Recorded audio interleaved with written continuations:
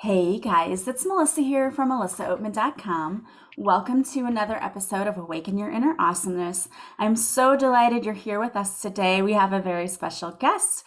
We have with us today Miss Erin Baute, and she is the expert in all things Enneagram. I'm very excited to learn more about it because I tried to do a podcast episode about it because people were sending me topics. Can you do this? Can you cover this? I tried my best, but I think I did a pretty poor job of it.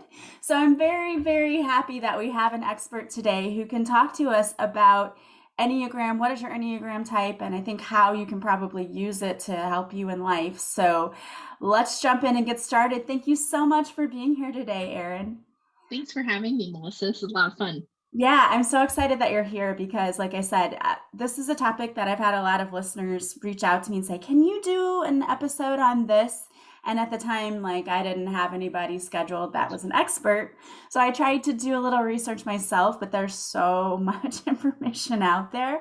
And I don't know that I did it justice, but now you're here today to help us with that. So I'm super, super happy and excited that you're going to share all of your wealth of knowledge with us. But before you get down to business and explaining about Enneagram, I would love it if you would just tell us a little bit about yourself and how did you stumble upon this and then begin using it in your own life?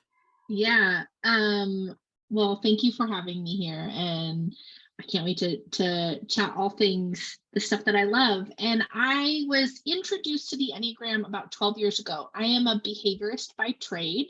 So my work has been in behavior change, usually within the context of team and the team environment and the team dynamics. So leadership development, but my specialty is the strategy underneath that, whether it's communications or systems or productivity.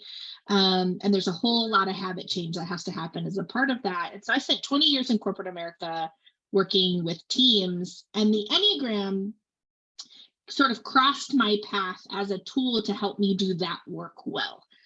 So about 12 years ago, I was trained. I did like a week-long training, 8 hours a day, to just get the basic information. And it was interesting and accessible, and was able to find my type and sort of kind of took it from there.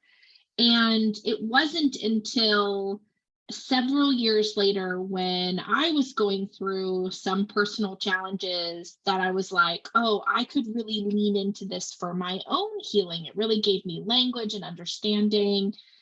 Archetypal personality just really helps us name stuff about ourselves. And so I felt really seen, and I started going back to that same master teacher for more guidance. And I spent 6 years studying with her, to really understand myself, understand the Enneagram. I became a certified teacher and trainer through her school.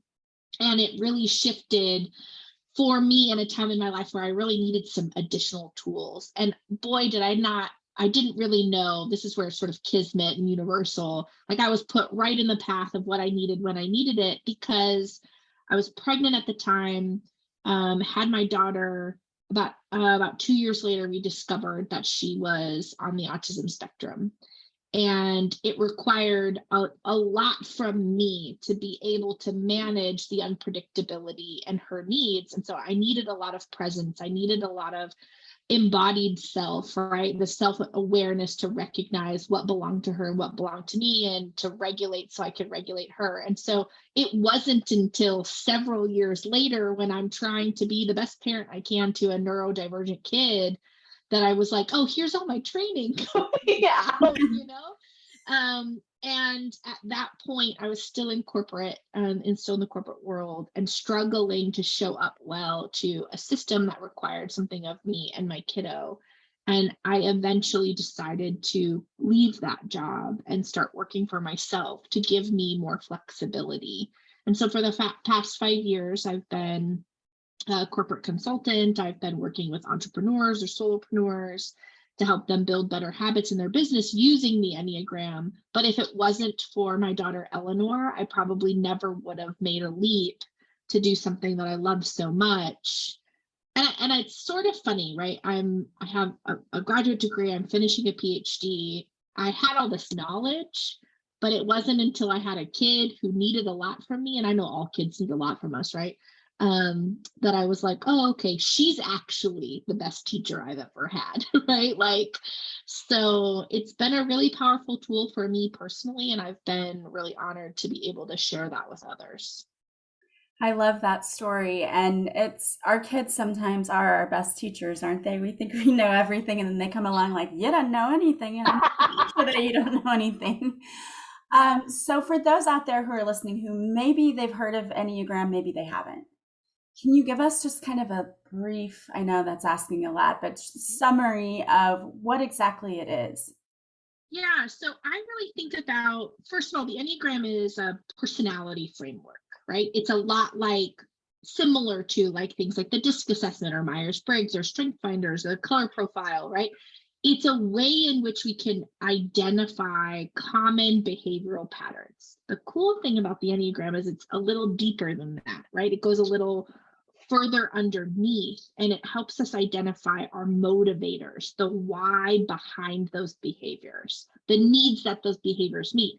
So I sort of think about identifying your Enneagram type, and there's sort of 9 core types, is like finding the key that unlocks the door within. And it's like, oh, now all of a sudden there's all this language that explains parts of me that I've always known to be true. I may just not have been able to articulate the meaning behind what I do in life. And so it really is just a doorway into understanding ourselves better.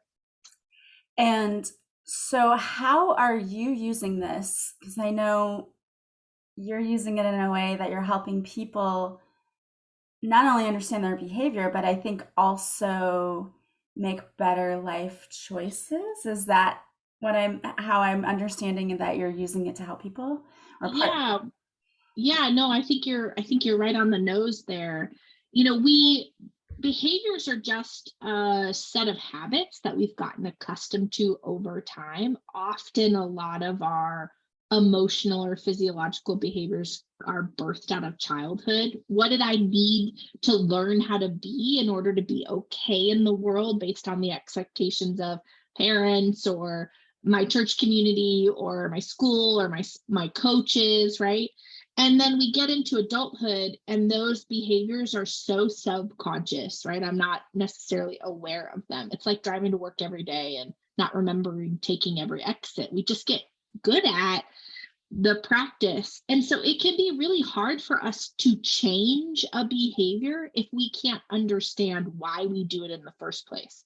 So much of what we do around shifting habits, right? I want to eat healthier, I want to exercise more, I want to change how I work. My kids are going back to school and I have to adjust how I show up in life. We often focus on the end result or the outcome, right? And we give ourselves tools and resources. Okay, I'm going to decide to work out, I'm going to go buy new clothes, right? Like, i'm I'm dealing with the outcome, and then over time we struggle to show up consistently, and we think, oh, I'm just not disciplined enough, I'm not motivated enough, I'm not working hard enough, there's something wrong with me. And the reality is we haven't gone underneath and said, what is tied to my identity around why I am or I'm not showing up for this new habit? What about my personality makes it hard for me to make this change? And what's happening in my environment or my systems or my processes or how I am in life that is either pointing me toward this thing or pointing me away from it? So I use the Enneagram as a tool to get really clear about what might be true about our identity, and then I use my behavioral theory and the psychology background that I have to then create better systems and structures so we can more readily step into the outcomes that we're after. And it's really, really cool. It's like reverse engineering everything we know about habit change. And it's really cool to use the Enneagram as a tool to do that. Yeah, I mean, I love that you can use the information that you're given on how we kind of see ourselves and show up in the world to change those behaviors, because I do feel like there is a tendency for certain people to automatically think, I can't do this, or I can't do that, or I can't show up like this, or I can't show up like that. So it's great to know that you can change your behavior Yeah, we just if have you to want to. understand why. Yeah, Yeah, yeah. yeah. I can give a kind of tangible example because it can feel sort of, urethral about what we're talking about. I was working with a client who was unhappy in her job.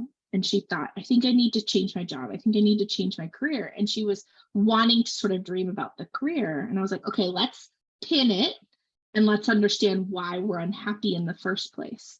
And what we understood with the help of her personality archetype, she identified as a type 1, and we can find all that stuff on the internet, right? There's beautiful information available about what each archetype is. She was struggling to speak up at work. She was struggling to bring her voice forward. She was struggling to make an impact. And as a 1, doing a good job and being good enough was really important to her. And so being quiet made it hard for her to feel like she was doing good work. And when we sort of reverse engineered it, she realized that she was really struggling with the risk that it took to use her voice and get what she needed.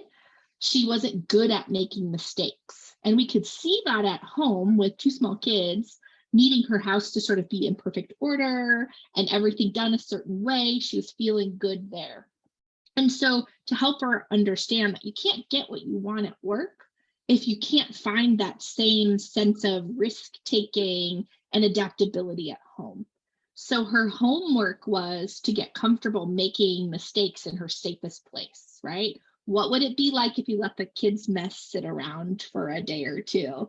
What would it be like? And so what she ended up choosing was letting her kids help with chores, and her 4-year-old putting the dishes away and dumping the silverware in the drawer and dealing with the mess. Can we regulate ourselves at home in such a way that I can go, oh, this is no big deal, or I survived this, or I still find my goodness or my worth even when it's messy? That she was able to transfer those skills in board meetings to say, you know what, I can speak up and I do know what it feels like to feel good enough even when it's messy, because humans are messy, right? Like Yeah, absolutely. boardrooms are messy, but she couldn't just go there and do that. That was too hard. She had to practice first. And so that's the kind of stuff that we do, is build strategy around how to make a change in behavior in a bigger context, but first in a personal context. Yeah. Now, do you take a test to figure out the type that you are? You can, absolutely. The online testing around the Enneagram is inherently flawed. The best, and I use air quotes, the best, in that it's the only one that's been empirically tested. It's only been held up to see how reliable or valid it is. It is shown to be about 46% accurate. So it's not that I dissuade people from taking tests and online tests. I just encourage you to hold the information loosely, right? Get it as a starting point, and then sort of explore and understand, does this fit for me? What's missing, what works, what doesn't work, right? And it's our job to fill in that other like 54% to get it more accurate. So I have a free digital typing guide, which I can give you the link to share if you like, that walks people through things to consider. It links to that test that I think is the best there is, and to some book recommendations that you could take out from your library. You could move through this guide to find your type without investing $1, right? It's just my time. But to help you wade through the sea of information you'll find on the internet and go, how do I know what's good, right? I want to help people do that. So yes, there are testing. You can read books to try to figure it out. You can attend seminars. You can work with professionals. They're all flawed, right? The only person that really knows what's true is us. Yeah. Well, I love that. I'll have the link to that test Sure. in the show notes so that way people can get to it, because I think what you're suggesting is at least a good place to start. But like anything, there's so much information, it can be so overwhelming. And it really is great to be able to talk to someone who's an expert who can really say, this is how we use this information, because I can go look up how to fix a car, but it's so overwhelming. Like, I don't know first I have to learn the parts, and then I have to learn how they work together, and then I have to learn. So if you're just jumping into this and you don't know anything about the Enneagram, it could feel a little bit overwhelming at first because It I know it it was. is overwhelming. Yeah, Yeah. it was for me too. It's so much information. There's so many opinions about it. There's so many people doing different things. It's hard to tell what is clear and accurate and factual. And so the thing that I recommend for folks every time is trust you.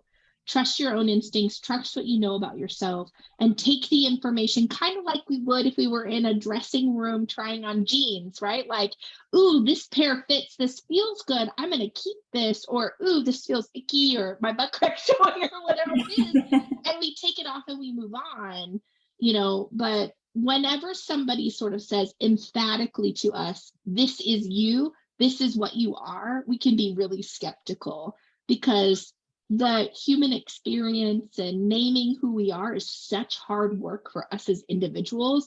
It's really hard to be able to do that for someone else. I mean, I've been doing the typing interviews for 12 years, and I have to consciously check my bias every single time, right? Yeah. It's Yeah. so much internal effort to make sure I'm separating what I think and feel from what might be true for you.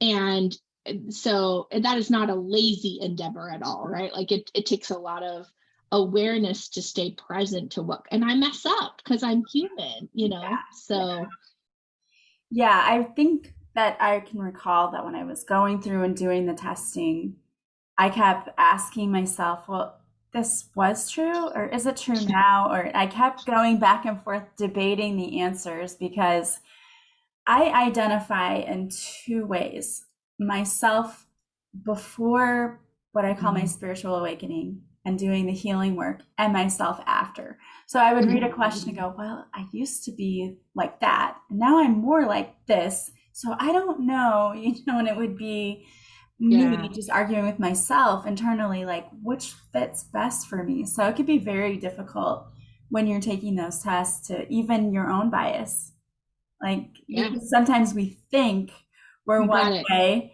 and then we realize, oh, I'm not really that way at all. That's just how I want to be. But other people see me as showing up like this. So I can see how that would be really difficult when you go to do Yeah. assessments.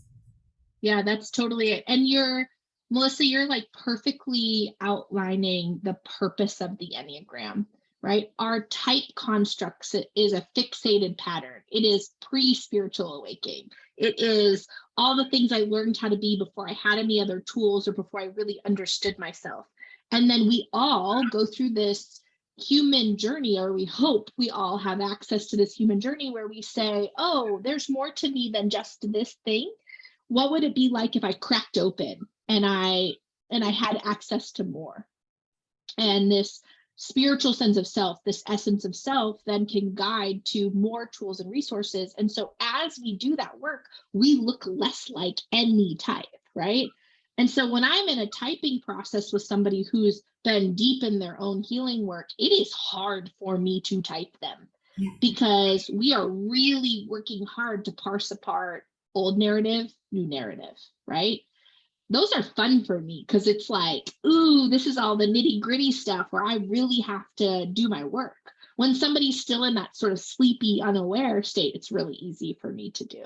Not as fun. And so, just to hold a mirror to your experiences of, it will probably continue to be hard for you to name your original Enneagram type because it's so far away from where you are now. The type doesn't change, but our resourcing does. That's interesting. Okay, so you should be really focusing on how you used to respond to things because that gives Yeah, you your type, even though you've maybe I don't know, call it elevated or more enlightened, and you don't act that way now, but you should base it on your initial, this is how I used to respond. Okay. Well, that makes you got it. sense, and that's more helpful. Okay, that would make it a lot easier. I should go through and do it again. Yeah. And so What a we true think type. about our Enneagram type is our most fixated self. It's our most limited version of us. So I don't ever say I fixate at type 7. I don't ever say I am a type 7. That's not my identity. But I fixate at type 7. So I'll tell people like my type's showing, like you're not getting the best of me, And so that is true. But there are gifts in that type construct, right? There are parts of me that when I am grounded and embodied and connected to myself, that you get to see my light shine in a really unique way, right? So it's not that everything is bad about our type. It just means it comes out of a limited functioning. How many different types are there? There are 9. Is that There are 9 core archetypes. okay? They each have a very distinct motivator. Now, let's make it really complicated. And there's an instinctual theory of coping that gets laid over top of the Enneagram, and it creates 3 subtypes under every archetype. So there's actually 27 types. Wow. So anytime you read information about, say, type 7 for me, and they put it all in a bucket, we are overgeneralizing a stereotype. And so if you're like, well, I don't find myself in any of them, chances are we're not digging deeper. We're not looking at this instinct theory clearly enough. So I created a YouTube channel where I did interviews with every type and all 3 subtypes. So you can see all the 1s, all the 2s, all the 3s, all of the types in action and see their nuances or differences as a way to go, oh, I really resonate. I don't resonate with 3, but man, I really resonate with this version of 3. That might be why, right? Yeah. To make that easier. I love that. Is that YouTube channel just under your name, Erin Baute? Yeah. Okay. Yep. Yeah. It's under Living the Enneagram. Okay. Living the Enneagram, which is also Yep. the name of your website, correct? Yep. Okay. Yep. And all of that is linked on my Instagram, on Living the Enneagram, on the link in my bio. So there's loads and loads and loads of free content on my YouTube as a way to help people consume this and figure out what fits for me and how could I use it. I love that you offer so much free content. I love when people do that, because really when you like dip your toes in, you want to go all the way. You know, you get in and you're like, oh, this feels really nice. And then you just want to completely jump in and swim. So it's great because you're there to kind of guide people and say, you know, oh, this, you've kind of figured out what type you are, but here's how we can take it to that next level, because we can use it to figure out why we do what we do and how to shift those behaviors once we do. Because if you figure out what your type is, can you kind of see patterns of your decision making throughout your life? Totally. And we can, and we're like, oh, this is why I do this. This is why I show up this way. This is why I have this fight all the time with my spouse, or why I'm feeling the way I feel at work around my boss, right? It really does create meaning to what we do. And we can't change something or illuminate it or lift it up if we can't create meaning around it, right? I really think about our Enneagram type and what we do with it like we do body work, right? If we just consume information about ourselves, it's similar to like going to the gym and deciding I want to train for, a half marathon or something. And the trainer sitting me in the back room and teaching me about body mechanics or the importance of sleep or stretching, but not actually moving my body in any way, right? And if I do that over and over and over again, I have a lot of knowledge, but my body isn't ready to move. Right. Our ego or our personality construct is the same way. If I just read or listen to podcasts or watch YouTube videos and I consume information about myself, that's helpful to start. But at some point, I have to go like rub up against other people in the world to make a change. And so we have to sort of look at the Enneagram like a set of gym equipment. There are tools and resources in it that allow me to strengthen my gifts and how to resource and be more resilient around some of the pitfalls or patterns that I have that are hard. Yeah. And so when someone books a session, because you do private sessions, they book a session with you, the first thing you do is really nail down what Enneagram type they are.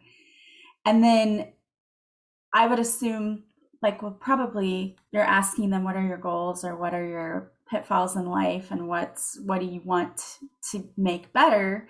And you're helping them to use their type to figure out why they're making the choices they do, why they show up the way they do, and why they're not happy in this, why they're not happy in that.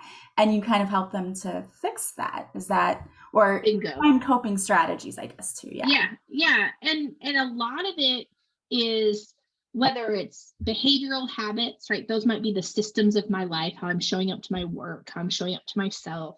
They might be narrative thoughts, mindset, which I know you love and do too.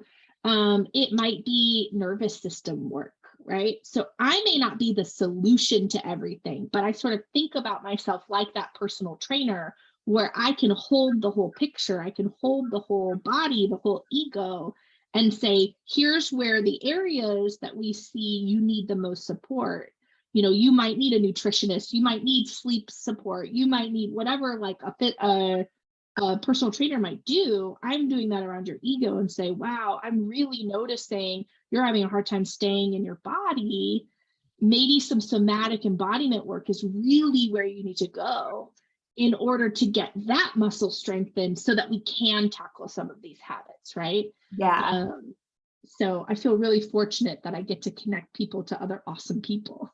that's cool. Do you feel like there are certain types where you see the same types of behavior patterns in their lives over and over? So let's say people who maybe struggle with weight tend to be a certain type, or people who struggle with addiction maybe tend to be a certain Enneagram type. I think that's a really fair and good question. And I think that the context around identity is so complex, right? So we have ego and personality, that's the individual self, but it also rubs up against so many other sets of conditioning, right? Like my race, my gender, my ability or disability, my neurotypicalness or my neurodivergence, my mental health, right? Do I struggle with depression or bipolar? What does the church ask of me? What are my values? There's so many cultural implications that overlay identity that it's hard to say. And I would really ask anybody to hold up a red flag if you're around anybody that says all types do this, right? Because what they're getting is a really narrow perspective, typically a white privileged perspective, right? So anytime we sort of say all of anything, we're often overlooking a population that maybe isn't seen as often in the education or the details, right? I don't see a ton of information about the Enneagram and neurodivergence or the Enneagram and disability. And yet I have to hold the construct of the typing system against my daughter and say, it's not going to look like for you like it does other people. That's Yeah, okay. We make enough room for you.